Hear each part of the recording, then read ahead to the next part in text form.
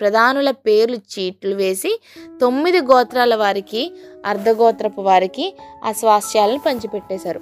మోషే 2 గోత్రాలు కనుక రూబేనీలకు గాదీలకు అర్ధగోత్రానికి వారు అడిగినట్లుగానే యోర్దాను నది అవతల ఇచ్చేశారు.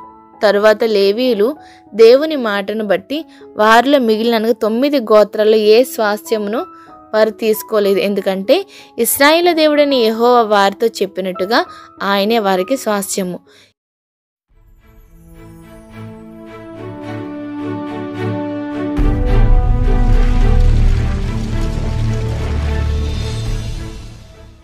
ఇశ్రాయేలీయులు ఆ దేశంను స్వాధీనపరుచుకున్న తర్వాత వారందరూ షిలోహుకు వచ్చి అక్కడ ప్రత్యక్ష గుడారం వేశారు.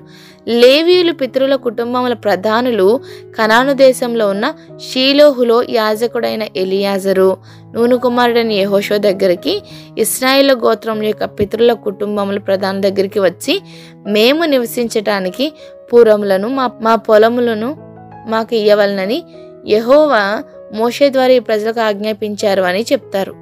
అప్పుడు ఇశ్రాయేలీయులు యెహోవా మాట చొప్పున తమ స్వాస్థ్యములలో దేవుడు వారికి చెప్పిన పట్టణములను వాటి పొలములను లేవీయులకు ఇచ్చారు. యెహోషువ రూబేనీలను గాదీలను మనష్షే అర్ధగోత్రపు వారిని పిలిపిస్తారు. యెహోవా సేవకుడైన మోషే మీకు ఆజ్ఞాపించిన దానిని బట్టి మీరు ఇప్పటి వరకు యుద్ధం చేస్తూనే ఉన్నారు.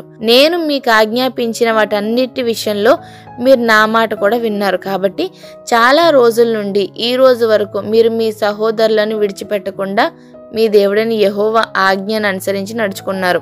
ఇప్పుడు మీ దేవుడని యెహోవా మీ సహోదరులతో చెప్పినట్లు వారికి నెమ్మది కలుగజేశారు. కాబట్టి మీరిప్పుడు యెహోవా సేవకుడైన మోషే యోర్దాను అవతల మీకు స్వాస్థ్యంగా ఇచ్చిన దేశంలో మీ ఇంటికి తిరిగి వెళ్ళండి. అయితే మీ పూర్ణ హృదయంతోనూ మీ పూర్ణాత్మతోనూ మీ దేవుడిని యెహోవాను ప్రేమిస్తూ ధర్మశాస్త్రం అనుసరించి నడుచుకోవాలి. ఈ మాటలు చెప్పిన తర్వాత వారిని దీవించి పంపేస్తారు. వారు తమ ఇండ్లకు వెళ్ళిపోతారు. కనాను దేశంలో ఉన్న యోర్దాను ప్రదేశానికి వచ్చి రూబేనీయులు, గాదీయులు, మనష్షే అర్ధగోత్రపు వారు అక్కడ యోర్దాను దగ్గర ఒక బలిపీఠాన్ని కడతారు. అది చూడటానికి పెద్ద బలిపీఠమే.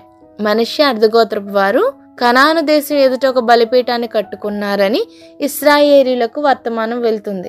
ఇశ్రాయేలీయులు ఆ మాట విన్నప్పుడు ఆ సమాజం అంతా కూడా వారితో అనగా తన సహోదరులతో యుద్ధం చేయడానికి షిలోహు నుండి బయలుదేరి గిలాదులో ఉన్న రూబేనీయుల దగ్గరికి, గాదీయుల దగ్గరికి, మనష్షే అర్ధగోత్రపు వారి దగ్గరికి ఇశ్రాయేలీయుల అన్ని గోత్రముల పితరుల కుటుంబంలో ముఖ్యమైన వారిని అనగా 10 మంది ప్రధానులను ఫినెహాస్తో కూడా పంపుతారు. వారు గిలాదు దేశంలో ఉన్న రూబేనీయుల దగ్గరికి వచ్చి, యెహోవాకు విరోధంగా వేరొక బలిపీఠాన్ని ఎందుకు కట్టారు? మీరు ఇశ్రాయేలీయుల దేవుని మీద ఎందుకు తిరుగుబాటు చేస్తున్నారు? ఇంత ద్రోహం ఎందుకు చేశారు? ఇప్పుడు మీరు చేసిన ఈ పని వలన ఆయన ఇక మీద ఇశ్రాయేళ్ల సర్వ సమాజం మీద కోపడతారు. జరాహు కుమారుడైన ఆకాను ప్రతిష్ఠితమైన దాని విషయంలో తిరుగుబడినప్పుడు ఇశ్రాయేల్ సర్వ సమాజం మీదకి దేవుని కోపం రాలేదా? తన దోషం వలన ఆకాను మాత్రమే కాకుండా ఎంతో మంది చనిపోయారు కదా అని అంటారు. అందుకు రూబేనీయులు, గాదీయులు, మనష్షే అర్ధగోత్రపు వారు ఇశ్రాయేలు ప్రధానులతో, దేవుళ్లలో యెహోవాయే దేవుడు, దేవుళ్లలో యెహోవాయే దేవుడు. మేము ఇలా ఎందుకు చేశామో ఆయనకు తెలుసు. ఇప్పుడు మీకు కూడా అర్థమయ్యేలా చెప్తాం. యెహోవా తానే విమర్శ చేయునుగాక.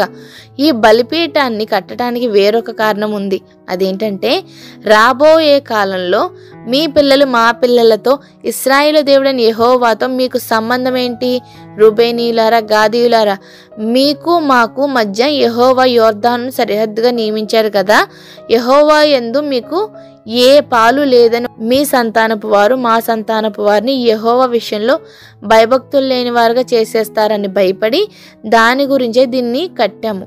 యెహోవాను అనుసరించకుండా తొలగిపోతే, యెహోవా మీద ద్రోహం చేసి ఉంటే మేము శాపగ్రస్తులు అయిపోతామని అంటారు. వారి మాట వినగానే యాజకుడైన ఫినెహాసు సమాజ ప్రధానులను చాలా సంతోషపడతారు. అప్పుడు యాజకుడైన ఎలియాజరు కుమారుడగు ఫినెహాసు, మీరు యెహోవాకు విరోధంగా ఈ ద్రోహం చేయలేదు కనుక యెహోవా మన మధ్య ఉన్నాడని ఈ రోజు అర్థమవుతుంది. ఇప్పుడు మీరు యెహోవా చేతిలో నుండి ఇశ్రాయేలును విడిపించారని చెప్తారు. యాజకుడైన ఎలియాజరు కుమారుడగు ఫినెహాసును ప్రధానులను గిల్గాలులోని రూబేనీయుల యొద్ద నుండి గాదీయుల యొద్ద నుండి ఇశ్రాయేలు వద్దకు తిరిగి వచ్చి జనులకు ఆ మాట చెప్తారు. ఇశ్రాయేలీయులు దేవుని స్తుతించి రూబేనీయులను గాదీలను నివసించే దేశమును పాడు చేయకుండా వారి మీద యుద్ధం చేయకుండా మానేస్తారు. రూబేనీయులను గాదీయులను యెహోవాయే దేవుడు అని చెప్పటానికి